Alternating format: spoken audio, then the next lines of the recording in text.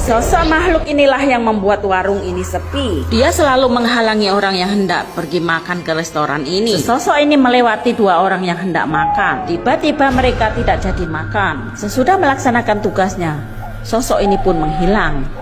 Sedangkan sang pemilik warung ini sangat lesu karena usahanya sangat sepi. Seorang pria berbaju hitam sedang mengawasi apa yang terjadi di restoran ini. Ia bisa melihat apa yang terjadi. Ia melihat sosok jin kiriman orang yang membuat warung ini jadi sepi. Lalu pria ini pun berdoa untuk mengusir jin suruhan orang ini agar tidak mengganggu usaha warung makan tersebut.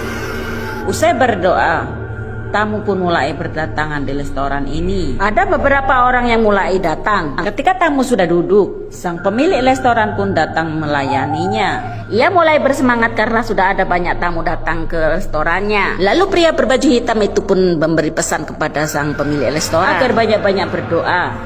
Ia pun lalu pergi, meninggalkan restoran ini yang sudah mulai ramai pengunjung.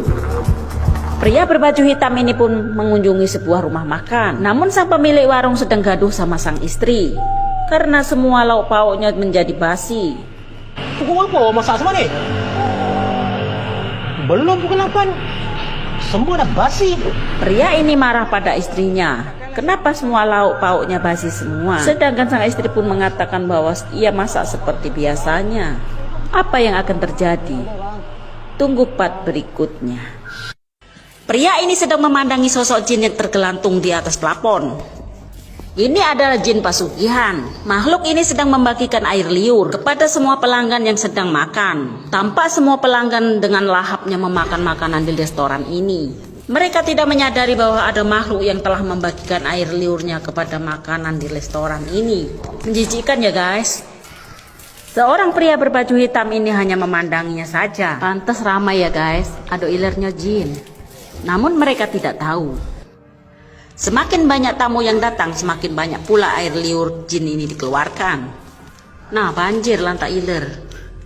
Tanpa disadari, pemilik restoran ini memperhatikan pria berbaju hitam ini. Lalu ia mendekatinya. Ia menyodorkan beberapa lembar uang untuk pria berbaju hitam ini. Namun pria ini menolaknya. Ia menasihati pemilik restoran ini agar dia tidak melakukan hal tersebut. Menggunakan jin untuk pelaris. Bahwa usaha menggunakan jin itu perbuatan salah. Namun sang pemilik restoran ini pun membantahnya. Saya tidak merugikan kamu. Kenapa engkau harus mengurusi usaha saya? Ujar lelaki ini. Uang yang kau dapat itu dari hasil memperdaya orang. Itu tidak baik. Ujar pria ini menasihatinya. Namun sang pemilik warung tidak terima. Karena pria ini terlalu ikut campur urusannya. Tunggu part berikutnya guys. Pada suatu malam pria ini sedang menutup tokonya. Lalu membuat simbol pengaman. Itu adalah kode dari pesugihannya. Kemudian dia hendak pulang. Datang seorang pria berbaju hitam yang memang sudah menunggunya sejak tadi. Pria berbaju hitam ini tersinggung dengan apa yang dilakukan oleh pemilik restoran ini. Karena pemilik restoran ini pernah memberikan uang kepada pria berbaju hitam ini.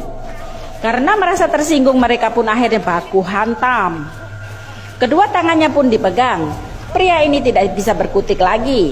Pria ini menggoreskan tangannya ke leher pemilik warung tersebut sambil membacakan doa agar ia tidak melakukan pesugihan jin ini lagi. Lalu didorongnya hingga terjatuh.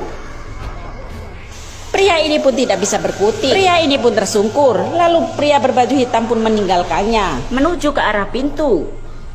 Lalu menghapus semua tanda yang ada di pintu restoran tersebut. Tunggu cerita selanjutnya ya guys.